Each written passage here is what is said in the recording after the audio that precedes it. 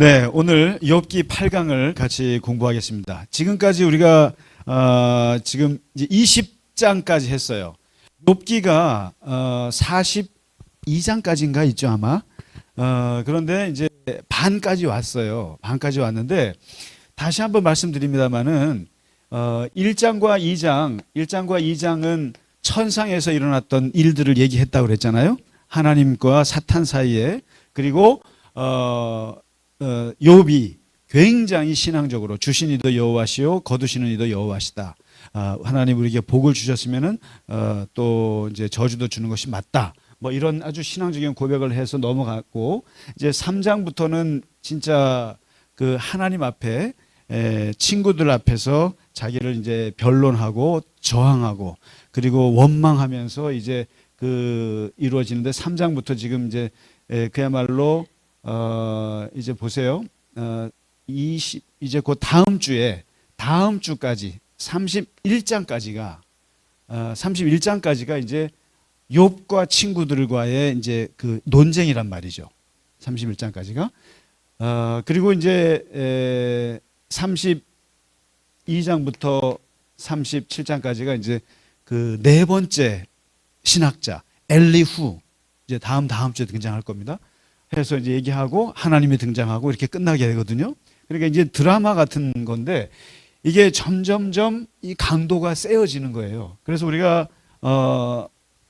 지금 좀 꼼꼼히 봤습니다만은 그 엘리바스와 또 빌닷과 또 소발, 이 세 사람과 세 번에 걸쳐서 이제 한 사람씩 말하고 반박하고 말하고 반박하고 대답하고 또 싸우고 이렇게 해서 하다가 이제 오늘에 드디어 21장부터 26장까지를 이제 마무리할게요. 세 차례에 걸쳐서 하는데 이제 마지막 세 번째 3차전이에요. 마지막 세 번째 접어들게 되거든요. 세 번째 마지막 논쟁인데, 세 번째 논쟁에서는 소발이 빠지고 이 엘리바스와 빌닷만이 나오게 되는데, 이제 이 논쟁을 지금까지 쭉 보시면서 느끼셨겠습니다만은 친구들의 말이 맞아요, 틀려요? 이게 이 친구들이 하는 말이 맞아요, 틀려요? 맞기도 하고 아닌 것도 같고 헷갈리기도 하고. 욥의 말이 맞아요, 틀려요? 욥의 말도 이제 이게 그렇습니다. 제가 그랬잖아요. 엘리바스의 이야기를 들어보면은 정말 기가 막힌 설교라고. 그러니까 예배 때 이 본문 가지고 설교해도 누가 봐도 뭐라고 하지 않을 명설교예요. 그런데 이 설교를 고난을 받고 있는, 고통받고 있는 사람 앞에다가 해대면 그거는 폭력이 된다고 말씀드렸는데, 그러니까 그런 거예요. 이 지금 친구들이 하는 말은 일반론이에요. 일반론으로는 맞아요, 다 맞는데 이게 특수한 상황에 들어가면 이 일반론은 폭력이 될 수가 있다. 이제 이렇게 되는 거예요.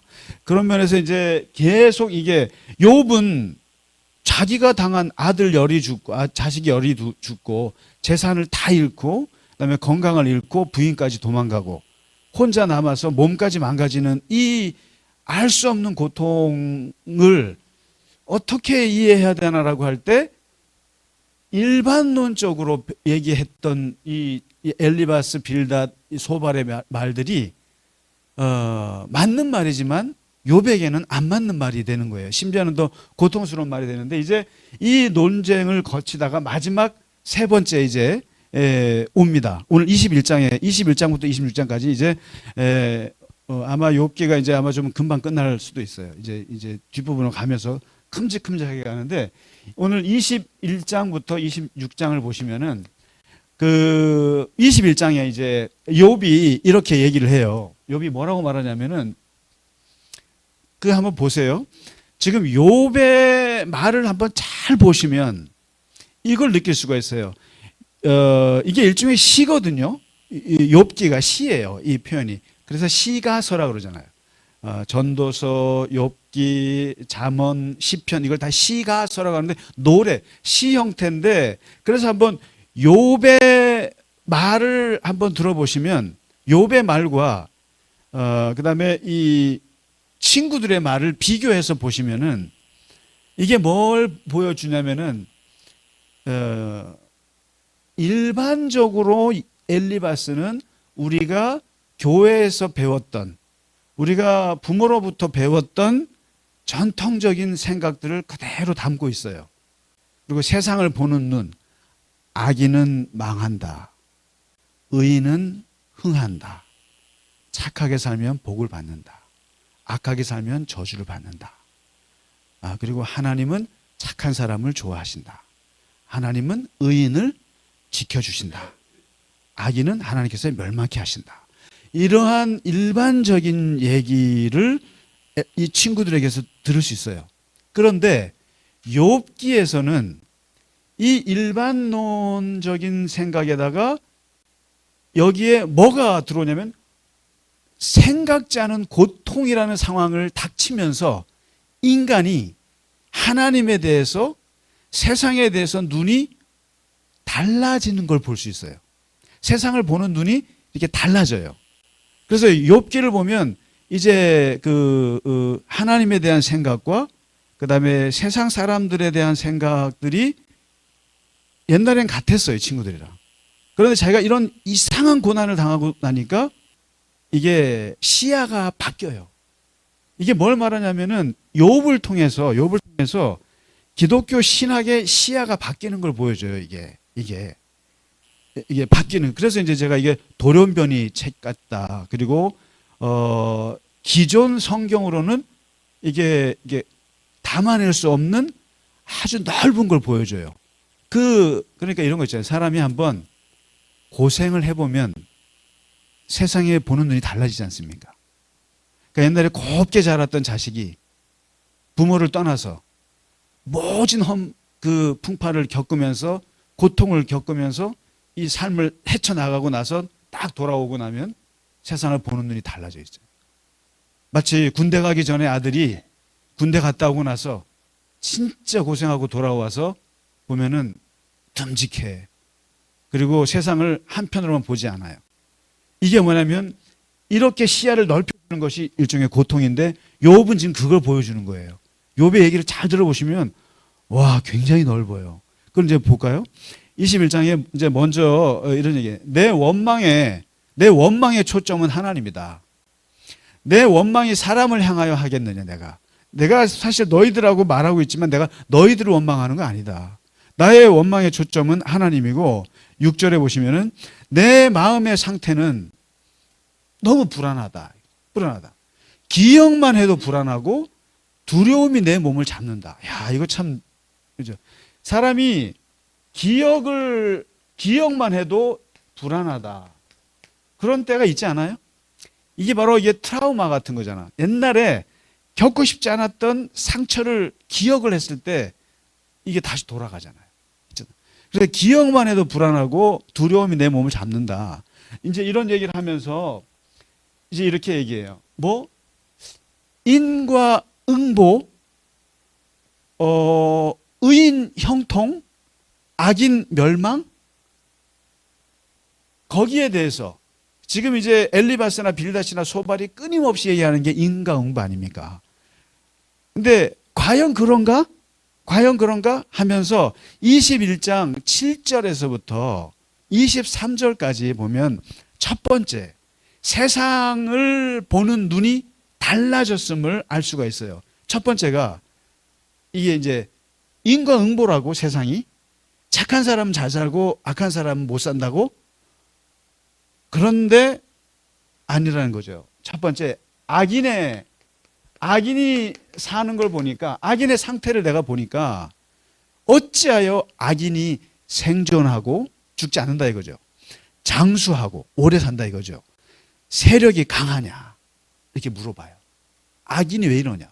그리고 그의 후손들이 악인이 그렇게 나쁜 짓을 했으면 후손이 안 돼야 되는데 후손은 더 강하고 그 집은 더 평안하고 두려움이 없고 그렇게 악한 일을 하는데도 하나님의 때가 임하지 않고, 이거 너무 슬픈 거 아니에요? 그러니까 우리가 그나마 기독교인들이나 신앙을 갖고 있는 사람, 하나님을 믿는 사람들이 갖고 있는 소망이 뭐예요? 언젠가는 하나님이 너를 심판하리라. 진짜 나는 지금 힘이 없기 때문에 내가 너를 심판하지 못하지만 언젠가는 하나님이 너를 심판하리라. 근데 그때가 임하지 않아요. 여러분, 그 수많은 아주 많은 국민들을 죽였던 독재자들의 최후를 보면 다 비참할 것 같죠? 안 그래요. 아주 곱게 죽어요. 비참한 사람도 있어요, 물론. 체코인가? 차우세스크 같은 독재자는 그냥 총에 맞아서 부부가 같이 그냥 비참하게 죽기도 하죠. 그런 것도 있지만 히틀러도 자살하기도 하고. 하지만 누굽니까? 킬링필드, 캄보디아 200만 자기네 국민들을 죽였던 폴 포트 같은 경우는 그냥 연금 생활하다가 그냥 잘 죽어요. 편안하게.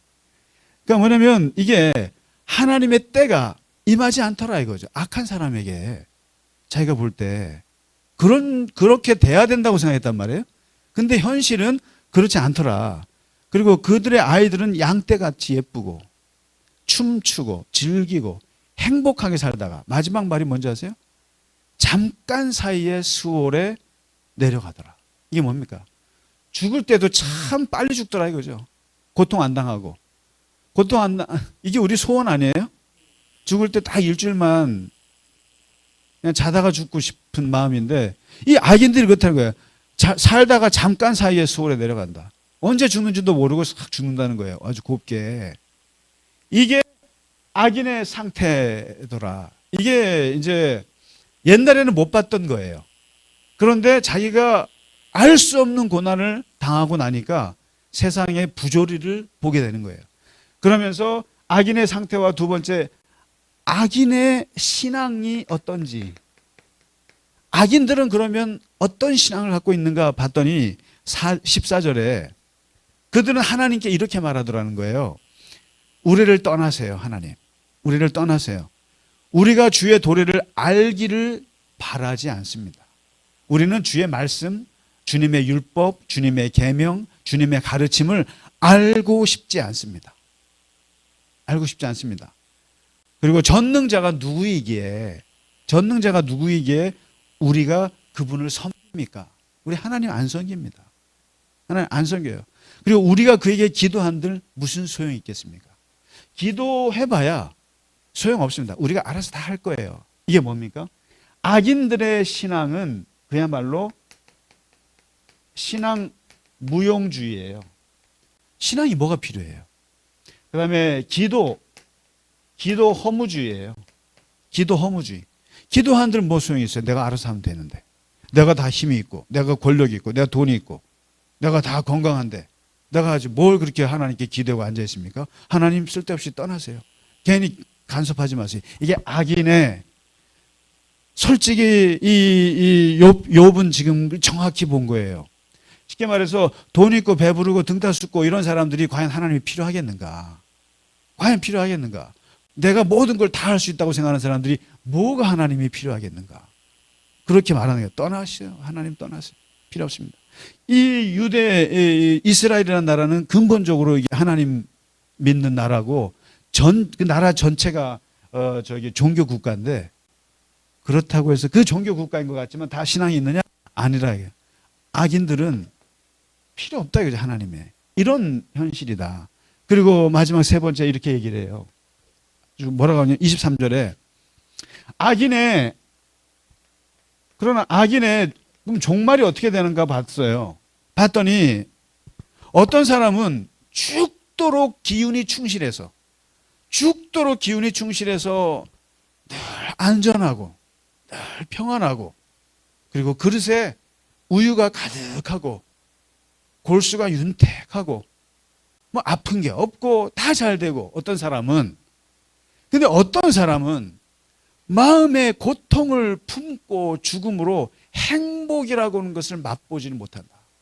그나마 그 얼마 되지도 않는 행복을 맛보지 못하는 사람들이 있더라. 그러니까 어떤 사람은 정말 아무 고통 없이 살고 어떤 사람은 매 순간 고통스럽게 살더라. 세상을 보니까. 이게 서로 섞여야 되지 않느냐는 거예요. 근데 안 섞이고 어떤 사람은 진짜 불공평하게 살더라. 그러나 마지막에 가서는 이 둘이 매 한 가지로 흙 속에 눕고 그리고 그들이 누운 곳에 구더기가 덮이더라. 결국 뭡니까? 결국 악인의 종말은 결국 죽습니다. 결국은 다 죽는다. 이 말이 지금 욥은 이제 모든 게 허무한 거예요. 다 허무한 거예요. 악인도 허무하고 의인도 허무한 거예요. 이게 지금 놀라운 반전이에요, 사실은. 그러니까 우리가 이제 신앙을 가지면 그러니까 이게 욥기는 결코 쉬운 책이 아니에요. 쉬운 책으로 접근하면은 우리는 욥을 이해를 못하는 거예요. 왜냐하면 악인이 허무하고 의인은 의미가 있어야 될 거 아닙니까? 근데 지금 욥은 의인도 허무한 거예요. 그러니까 고통을 안 받고 사는 사람도 결국은 죽어서 구더기가 덮을 거고, 평생을 고통스럽게 살아도 결국은 죽는다. 그러니까 악인도 죽고 의인도 죽고 행복한 사람도 죽고 불행한 사람도 죽는다. 이게 참 묘한 걸 주는 거예요. 그러니까 이게 어떤 의미에서 죽음이라고 하는 것이 결국에 인간에게 최종적인 평화가 될 수도 있고 심판이 될 수도 있고, 그리고 소위 말해 행복하게 산 사람들한테는 저주가 될 수 있고, 정말 불행하게 산 욥의 입장에서는 이 죽음이 자기에게는 안식이 될 수 있는 거죠. 그러니까 이제 이 세상의 악인의 부조리에 대해서 이렇게 얘기를 합니다. 얘기를 쭉 하니까 이게 이제 욥이 고통을 받게 되면서 새롭게 알게 되는 것인데, 이 말을 하니까 엘리바스가 이제 또 반박을 하죠. 22장에. 근데 이제 뭐 더 이상 똑같아요. 이 친구들의 말은 너의 고통은 너의 악 때문이다. 뭐 했던 말이죠, 이게. 그러면서 네 악이 너무 크다. 그러면서 5절에 보면 까닭 없이 형제를 볼모로 잡았고 헐벗은 자의 을벗을 벗겼고 목마른 자에게 물을 마시지 않게 했고 줄인 자에게 음식을 주지 아니했구나. 과부를 빈손으로 돌려보냈구나. 네가 악한 짓을 했구나라고 또 정죄하죠. 그 인과응보라는 거죠. 그 다음에 21절에 그럼 어떻게 해야 되느냐? 하나님과 화목해야지. 하나님과 화목하고 하나님과 평안하고 그러면 너에게 복이 임할 것이고, 하나님의 말씀을 내 마음에 두고 불의를 멀리하라. 그리고 그에게 기도하라. 그리고 너의 소원을 갚으시리라. 사람들이 너를 낮추거든 너는 교만했노라고 말해라 이거예요. 그리고 하나님은 겸손한 자를 구원하시리라. 맞는 말이에요? 틀린 말이에요? 기가 막힌 설교죠. 너무나 맞는 말이죠. 네, 맞잖아요. 하나님께 화목해야 돼. 그럼 복이 임해. 하나님 말씀을 내 마음에 두라. 이거 맨날 우리가 하는 말 아니에요? 그리고 불의를 멀리하라. 그리고 기도해야 돼. 너의 손을 갚아주실 거야. 그리고 사람들이 너를 무시하고 너를 낮추거든. 그러면은 뻗대지 말고 저항하지 말고 나는 교만했다라고 얘기하라. 그러면 겸손하면 하나님이 너를 구원하시리라. 얼마나 좋은 말이에요? 그런데 바로 이거예요. 이 말이 욥에게 해서는 안 되는 말이라는 거죠. 욥은. 그래서 아무리 좋은 말도 어떤 상황에 하느냐가 굉장히 중요한 건데 이제 그걸 모르는 거죠. 그 다음에 23장에 넘어가서 욥이 다시 말합니다. 이제 점점점 욥은 이제 알고 있어요. 하나님이 자기의 고통의 원인이라는 것을 알고 있고, 그렇기 때문에 자기가 원망하고 이렇게 말하는 것은 친구들을 향한 게 아니라 결국 하나님을 향한다는 것을 알고 이제 하나님께 더 깊이 들어가는데, 보시죠. 2절에 이제 욥은 나는 하나님의 법정을 나는 갈망한다. 하나님의 법정을. 뭡니까? 하나님과 대면해서 법정에서 시시비비를 가려야겠다. 가리고 싶다라고 이제 얘기를 하면서 2절에 말하죠. 오늘도 내게는 반항하는 마음과 근심이 있다. 나는 절대로 이 상황을 받아들일 수 없다. 받아들일 수 없다. 왜 나에게 이러시는지. 나는 반항하는 마음과 그리고 근심이 같이 있다. 반항하는 근심이 있다. 내가 받는 재앙이 탄식보다 크다. 나는 분명히 이것은 재앙이다.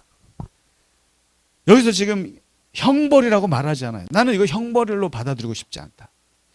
그렇잖아요. 여러분, 이게 내가 욥뿐만 아니라 누구나 어떤 내가 고통을 받는데, 고통을 받고 있는데, 특히 기독교인들은, 특히 신앙인들은 그게 있어요. 특히 신을 믿는, 하나님을 믿는 사람들은 항상 자신의 고통을 죄와 연결하는 이상한 본능이 있어요. 죄와 연결해요.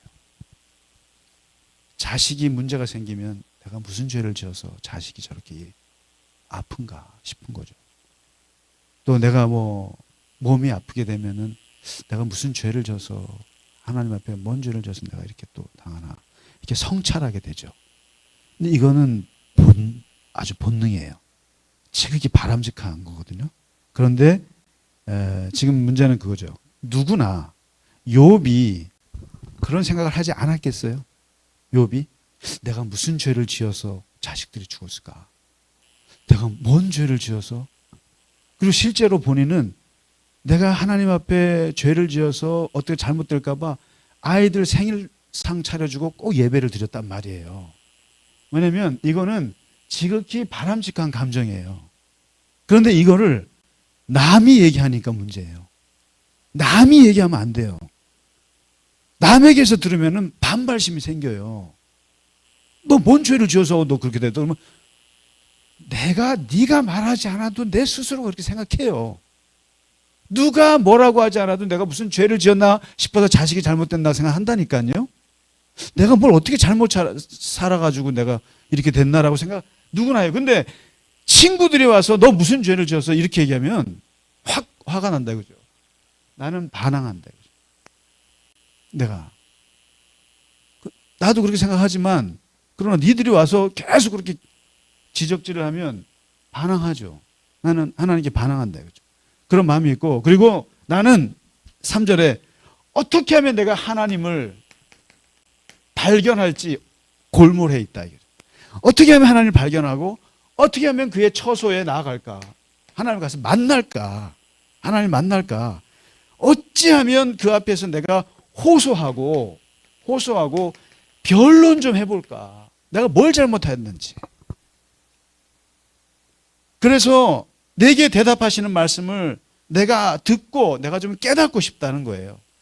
그래서 하나님을 만난 그 자리에서, 그 법정에서 그와 변론할 수 있게 되면 내가 심판자에게서 영원히 벗어날 수 있을 텐데, 진짜 답답해 미치겠는 거예요. 욥은 그 답답함을 이제 하나님의 법정을 이제 갈망하는 거예요. 그러나 내 마음은 진짜 하나님을 만나서 따져보고 싶은데 하나님께 변론할 수 없는 이유가 있다는 거예요.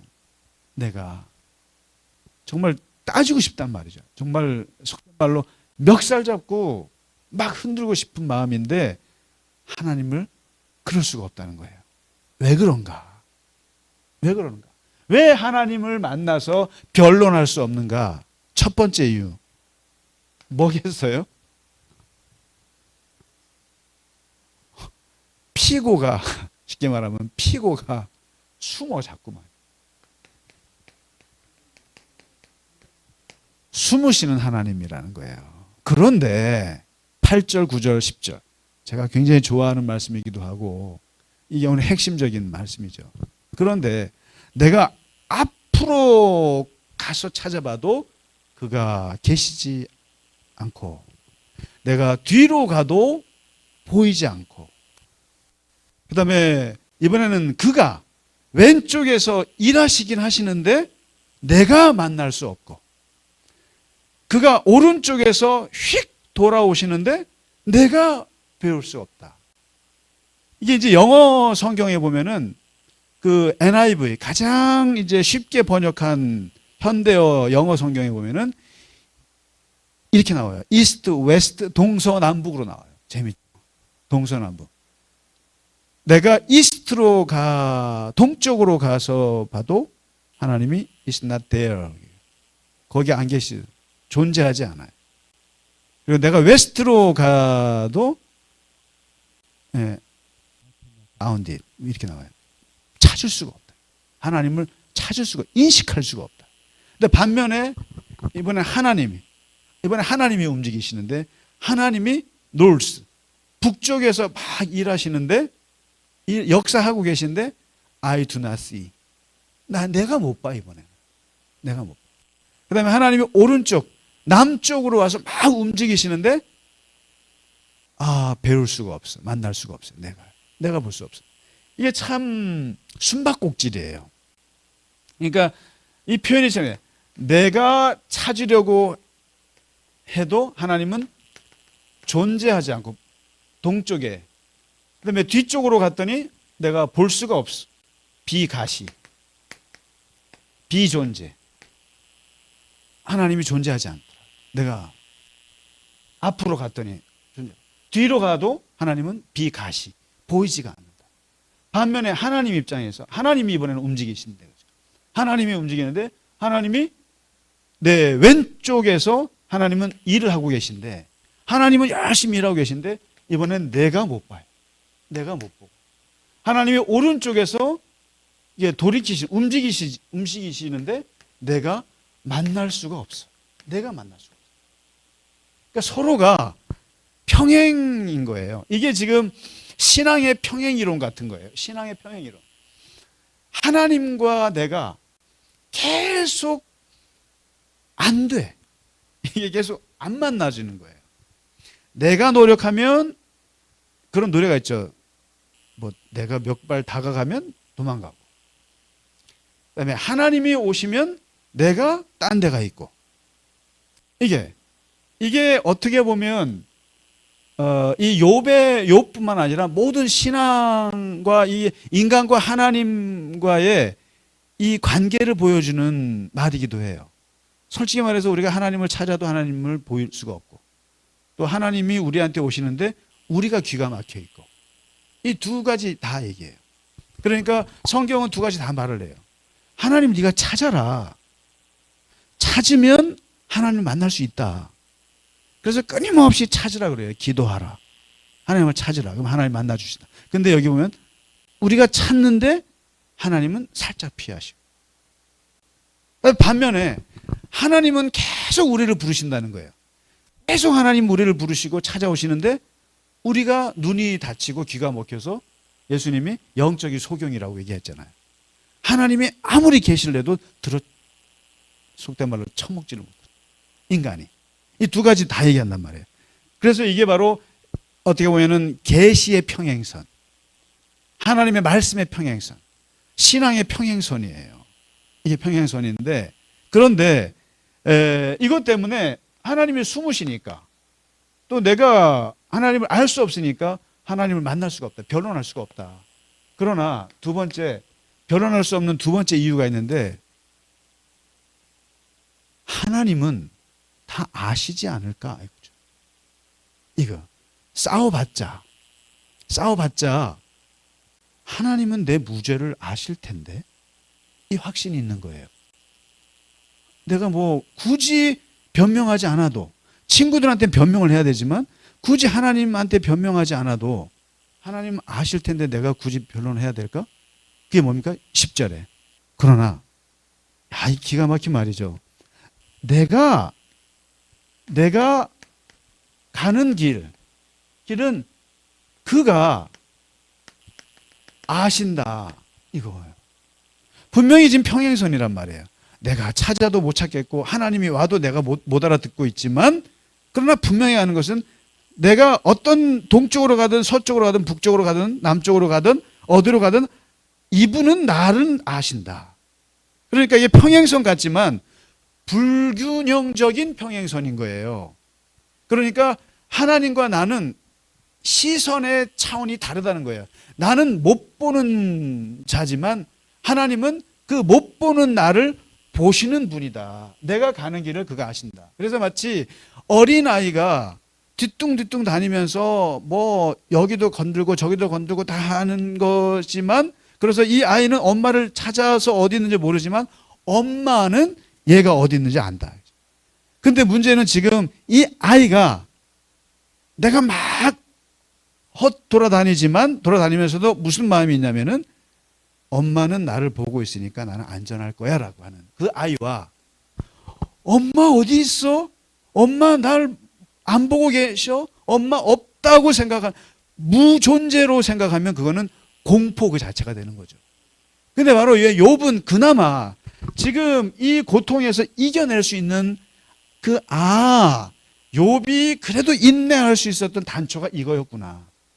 알 수 없지만, 도대체 하나님이 나를 때는 알 수 없지만 내 모든 원인과 결과를 하나님은 알고 계실 거야 라고 하는 이 확신이 있는 거죠.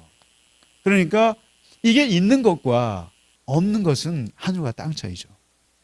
그러니까 우리가 하나님은 기도해도 안 들어주셔, 뭘 해도 나한테 사인이 없어, 환상으로도 안 보이시고 뭔가 재미가 없어 하나님. 그런데 그 상황 속에서 이걸 갖고 있는, 그래도 하나님은 내가 어떻게 될지는 알고 계실 거야. 그리고 결국 내가 절망의 나락에 떨어지도록까지 하나님은 나를 그렇게 두진 않으실 거야. 그런 확신이 있는 거죠. 그러면서 그 확신이 어떻게 나오냐면은 그가 나를 아마 단련하시나 봐. 나를 단련하시나 봐. 트레이닝을 하시나 봐. 내가 이렇게 여기서 부딪히고, 이게 눈 가리고 여기 부딪히고 저기 부딪히고 막 이러고 있는데 이게 다 결국에는 하나님이 나를 단련하신 걸 거야. 그리고 내가 이 단련하신 후에는 골드가 돼서 나올 거야. 정금같이 아주 그 불순물이 쫙 빠진 순전한 금이 되어서 나올 거야 라고 생각하는 거죠, 이게. 그러니까 이건 어떤 면에서는 욥의 강력한 하나님 신앙을 보여주고 있는 거죠. 그리고 이런 것 때문에 하나님과 변론할 필요도 없겠다라는 생각도 드는 거예요. 하나님이 숨기도 하시지만 어차피 하나님이 나를 아실 거야 라고 하는 자기 위로죠. 자기 확신이 있는 거죠, 이게. 이건 그나마 이 원망 속에서 이렇게 꽃피는 욥의 빛나는 신앙인 거죠, 이게. 어떤 면에서. 그 다음에 세 번째, 하나님과 변론할 수 없는 이유는 이거예요. 이 13절에 보시면은 하나님의 뜻은 일관성이 있다는 거예요. 하나님의 뜻은. 하나님이 한 번 작정하시면 그 작정은 누가 돌이키겠느냐는 거예요. 누가 돌이키겠느냐. 그러니까 우리 같이 사람처럼 말 다르고 행동 다르는 분이 아니라기 때문에. 그러니까 하나님은 하나님의 뜻은 얼마나 일관성이 있느냐. 일관성이 있고 불변하다는 거죠. 불변성에 대한 확신이 있는 거예요. 그러니까 내가 뭐예요? 13절에 그의 뜻이 일정하시니 누가 능히 돌이키랴. 그의 마음에 하고자 하는 것이면 그것을 바로 행하신다. 그러므로 그분은 내게 작정하신 것을 이루실 거다. 이게 나를 파멸로 이끌던, 나를 다시 회복하게 되던, 분명히 하나님은 뜻이 있다. 분명히 뜻이 있는데 그 뜻은 하나님은 마음속에만 두는 분이 아니다. 마음속에만 두지 않고 바로 행하신다. 그래서 그 신학자 굿이라고 하는 G-O-O-D, 굿이라는 신학자가 뭐라고 말했냐면 이 부분을 이렇게 얘기했어요. 하나님의 계획과 행위 사이에는 어떠한 공간도 존재하지 않는다. 우리는 공간이 있잖아요. 그러니까 내가 뭘 해야겠어. 계획했어.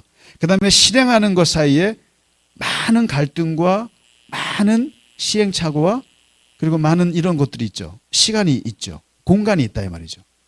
그러다가 어떨 때는 그냥 계획이 포기하기도 하고. 근데 하나님이 보여주신 계획과 행위 사이에는 하나님은 틈이 없다는 거예요. 하나님은 계획했어? 바로 실행해. 그죠? 거기에는 사려 깊은 어떤 성찰, 고민도 없고 자신의 행동이 끼치는 영향력이 어떨지에 대한 고민도 없다는 거예요. 일고의 고민도 없다. 하나님은 계획하셨어요. 창조하셨어요. 창조해야겠다. 창조하셔. 내가 심판해야겠다. 심판하시고.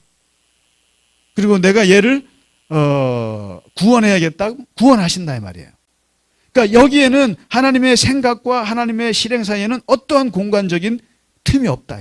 바로 실행한다. 그거에 대해서 욥이 그렇게 생각하는 거예요. 하나님은 나에 대해서 뜻이 계시고 뭔가 나를 죽이거나 아니면 나를 살리거나 두 가지 뜻인데 그거는 하나님이 변함없이 진행하실 거야. 변함없이 진행하실 거기 때문에 거기에 대해서 내가 변론한들 뭐 말이 되겠어요? 하나님의 뜻을 꺾겠어요? 이렇게 얘기를 합니다. 그래서 이런 얘기를 하면서 마지막 24장에 또 한 번 세상의 불의에 대해서 얘기를 합니다. 그러니까 이제 나는 하나님과 변론할 수가 없어. 하나님이 숨으시지. 그리고 하나님은 내가 가는 길을 아실 거고, 그리고 하나님은 한번 뜻 행하시면 뭐 그냥 바꾸지 않으시니까 이런 생각이 있는 거예요. 그런데 이 생각도 사실 맞는 건 아니에요. 하나님도 뜻을 돌이키실 때가 꽤 많으세요. 네. 이건 지금 욥의 생각이에요. 욥의 생각이에요. 그러니까 욥도 뭔가 그의 신학에 부족함이 있어요. 하나님은 하시다가도 뜻을 돌이키실 때도 있어요. 얼마든지. 근데 이제 자기는 지금 그렇게 생각하는 거예요. 그러면서 나는 더 이상 못 벗어날 거다. 이렇게 생각하는 건데, 그러면서 욥이 이제 마지막으로 또다시 23장에 이어서 세상을 또 고발합니다. 불의한 세상에 대해서 고발하는데 1절에 24장 어찌하여 전능자는 때를 정하지 아니하셨는고 그를 아는 자들이 그의 날을 보지 못하는고. 하나님은 왜 사람에게 때를 정해놓지 않느냐. 그리고 왜 하나님을 아는 자들은 그의 날을 보지 못하는가. 왜 하나님은 너 언제 죽을 거야, 너 언제 망할 거야, 너 언제 이것을 끝날 거야 라고 왜 때를 정하지 않을까, 이거죠. 근데 그것은 인간의 욕심이죠. 내가 죽을 날 알면 얼마나 좋겠어요. 근데 하나님은 그러지 않는다는 거죠. 그리고 어떤 사람은 마음대로 땅에 경계표를 옮기고 양떼를 빼앗아 기르고 고아의 나귀를 몰아가며 과부의 소를 볼모 삼고 가난한 자를 길에서 몰아내는 사람이 숱하더라는 거죠, 세상에. 그리고 어떤 사람은 고아를 어머니 품에서 뺏고 가난한 자의 옷을 볼모 잡고 또 벌거벗고 다니게 하고, 그리고 가난한 사람들은 막 그 기름을 짜며 목말라 하면서 신음하고 그리고 부르짖고 막 그런다 이거죠. 그러니까 한쪽에서는 아까 23장에서 말했던 것처럼 악인이 사람들을 괴롭히는 그 폭력의 현장이 있고, 동시에 그 폭력을 당해서 고통받고 있는 사람들이 부르짖고 있는데, 문제는 하나님이 그들의 참상을 보지 않는구나. 하나님이. 이게 지금 놀라운 말이에요. 이게 지금 엘리바스나 빌닷 같은 신학자들은 있을 수 없는 얘기예요. 하나님은 악이 행해지면 하나님 악을 심판하시는, 즉시 개입하신다. 즉시 개입하셨어. 그런데 욥은 볼 때 하나님은 개입 안 하셔. 하나님은 그들의 참상을 하지 않으셔. 이런 게 바로 이제 이 욥의 이러한 신학이 바로 홀로코스트 때 유대인들의 절규로 나타나요. 이게. 그래서 욥기를 홀로코스트와 연결하는 논문들이 많아요. 뭐냐면 하나님 어디 계십니까? 왜 우리를 이렇게 가스실에서 죽게 하십니까? 어디 계십니까? 라고 할 때 엘리바스 같은 사람들은 하나님은 계실 거야 라고 변호를 하죠. 그러나 그 고통의 현장에 있는 욥이 볼 때는 하나님은 그 참상을 보지 않아. 냉소적인 거죠. 냉소적. 이번에 참 저 큰일 났어요. 팔레스틴하고 이스라엘. 너무 걱정스러워요. 5,000명 중에서 2,000명이 아이들이라잖아요. 있을 수 없는 일이에요, 진짜로. 아이들이, 이건 참상이에요, 참상. 그럼 그때 가자 지구나 인줄로 끌려간 사람들이 하나님 어디 계십니까? 라고 했을 때 거기다가 누가 대답하겠어요? 하나님은 여기 계셔. 누가 확실하게 대답할 수 있어요? 하나님은 너를 쳐다보고 계셔. 그러니까 기껏해야 나올 수 있는 대답이 하나 있어요. 그래서 그 엘리 비젤의 유명한 말이 있잖아요. 가스실에서 죽어가려고 할 때 그 아이들이 하나님 도대체 어디 계십니까?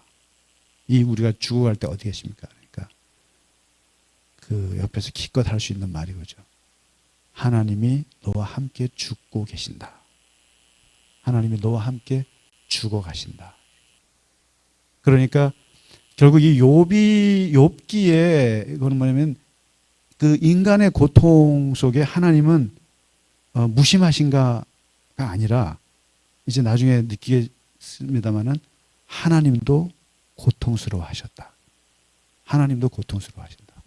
그러니까 욥의 고통을 하나님이 무심하게 그런 분야 하나님도 같이 고통스러워하신다. 이제 이렇게 이제 발전하게 되거든요. 이제 이 욥기가 대단히 위대한 것은 이게 나중에 뭐로 가냐면은 예수 그리스도의 십자가로 가요, 이게요. 욥기 이제 다음 이제 끝날 때 말씀드릴게요. 이 욥기는 단순하지 않아요. 그러니까 여기서는 하나님이 욥을 괴롭히는 것처럼 나오잖아요. 근데 이제 나중에는 하나님이 고통을 당하시는 게 나와요. 하나님이 고통을 당하시. 이제 욥을 괴롭히셨던 하나님이 이젠 당신이 고통을 당하시는데 그게 십자가에서 이렇게 해석이 돼요. 신약으로. 그래서 욥기가 굉장히 그 인간의 고통을 말하는 것 같지만 결국은 나중에 하나님의 고통으로 이제 발전하게 되는데 그건 나중에 말씀드리고 아무튼 지금 욥이 볼 때는 너무 이 땅에 대해서 하나님은 무심하시다라는 거죠. 그리고 13절에 보면은 사람을 죽이는 자, 간음하는 자, 도둑자들은 이게 다 광명을 배반하는 사람들이다. 발음 뭐예요? 빛을 피하는 사람들, 세 종류. 빛을 피해서 하는 사람들은 있는데 뭐냐면 빛이 싫어요. 근데 이 세 사람인데 살인자, 그다음에 간음자, 빛을 싫어하는 자. 뭐겠어요? 그다음에 도둑놈. 이 세 종류의 사람들. 이 사람들. 그러니까 사람을 죽인 자는 뭐예요? 밝을 때에 이러하니 밝을 때 일어나서 학대하고 가난한 자를 죽이고 밤에는 도둑같이 살고 간음하는 사람은 뭐예요? 저물기를 바라잖아요. 뭐 대낮에 간음하겠어요? 그다음에 아무 눈도 나를 보지 못하려고 밤에 활동하고 그다음에 어둠을 틈타서 집을 뚫는 자. 이 도둑이 낮에 들어와요? 밤에 들어오죠. 그러니까 이 인간들은 전부 다 빛을 싫어한다 이거죠. 빛을 싫어하고 그들은 아침을 뭐라고 표현하느냐면 아침을 죽음의 그늘이라고 얘기한다 이거죠. 예. 그러니까 이 세상에 악한 사람들은 이렇게 빛을 피해서 이렇게 나쁜 짓들을 하면서 이 세상이 돌아가고 있다 이거죠. 이 세상 돌아가고 있는데 나는 진짜로 빛이 되시는 하나님 앞에 내가 낱낱이 만나고 싶다 이거죠. 만나고 싶은데 안 되는 거죠. 근데 이게 불의한 세상에 대한 고발을 이렇게 합니다. 그리고 이제 25장에서 빌닷이 짧게 말하죠. 야, 보라. 어찌 여자에게서 난 자가 깨끗하겠느냐. 뭐 당연한 얘기죠. 그리고 눈에는 달이라도 빛을 발하지 못하고 별도 빛나지 못하고 하물며 구더기 같은 사람 벌레 같은 인생이랴 오죽하겠냐 뭐 이런 식으로 그냥 빌닷은 짧게 말해요. 그리고 26장에 거기에 대해서 너희들이 힘없는 자를 참 잘도 도와주는구나. 그리고 기력 없는 팔을 참 잘도 구원하여 주는구나. 지혜 없는 자를 참 잘도 가르치는구나. 큰 지식을 참 잘도 자랑하는구나. 뭡니까? 기껏 한다는 말이 내가 지금 힘이 없어가지고. 그러니까 이런 거예요. 막 악다구니 치고 막 힘들어하면 얼마나 귀찮아요, 보기가. 근데 그 사람은 너무 절망스럽고 힘이 없는 사람이 할 수 있는 마지막 애원인데, 마지막 호소인데, 그거가 듣기 싫다고 그냥 나를 그렇게 하나, 이거죠. 그렇잖아요. 그런 경우가 많죠. 그러니까 약자의 마지막 애원을 너희들은 참 잘도 위로하는구나 하고 그냥 하죠. 자, 오늘은 좀 길었습니다만은 21장부터 26장까지 욥이 마지막 3라운드에서 엘리바스와 빌닷에게 했던 얘기입니다. 그러니까 하나님을 내 법정에 세워달라. 그러나 하나님과 변론할 수 없는 이유들. 그리고 내가 이 불의한 세상에 대해서 고발하는 이 부조리에 대해서 얘기하면서 자신의 그 이제 세상을 보는 눈이 달라졌음을 이제 보고 있고요. 이제 이렇게 해서 1차, 2차, 3차가 다 끝나요. 다 끝나고 이제 다음 주에 마지막 친구들 앞에서 하는 최후 변론이 펼쳐집니다. 내가 마지막으로 너희들에게 하는 말, 마치 법정에서 최후 진술하듯이 하는 말을 다음 주에 공부하겠습니다. 자, 고생 많으셨습니다. 감사합니다.